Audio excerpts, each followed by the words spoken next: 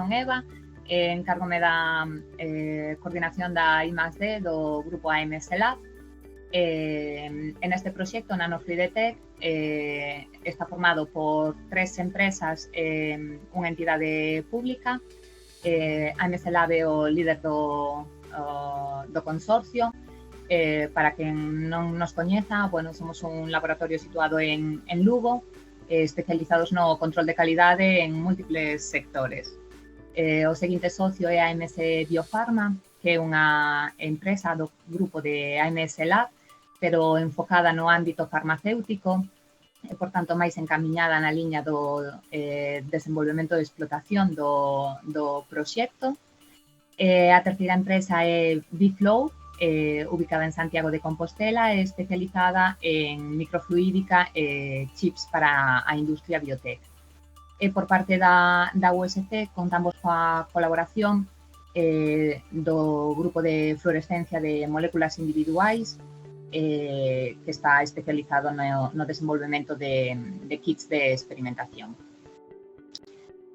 O obxectivo principal do proxecto é o desenvolvemento dun sistema de detección do virus do COVID baseado en técnicas moleculares integrando nanotecnoloxía microfluídica coa automatización e a conectividade para a comunicación, un pouco en liña con outros proxectos para favorecer esa interrelación de datos. A principios da pandemia, seguramente todos lembrades a escasez de reactivos e materiais, especialmente na parte de extracción. Bueno, no grupo empezamos a traballar nun proxecto de detección de COVID mediante LAMP, que é unha tecnoloxía similar a PCR, pero realízase de maneira isoterma, en lugar de con ciclos de temperatura, obtendo aquí, como vedes nesta imaxe, bueno, uns resultados que podíanse distinguir colorimétricamente, incluso a simple vista.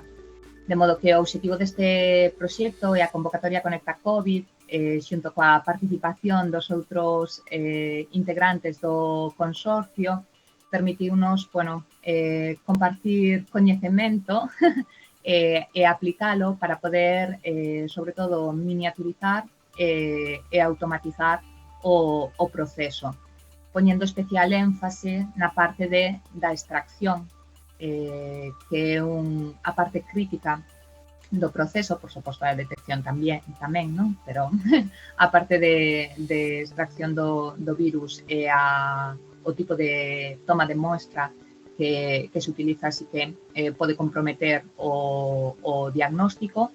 Mediante este proxecto, o noso objetivo é, bueno, sacar vantaxa dese coñecemento xerado previamente, melloralo e optimizalo para poder lograr miniaturizar os procesos e que, ademais, non poidan ser solamente aplicables ao COVID-19, que esperemos que en algún momento pase, senón tamén a outros virus ou patóxenos.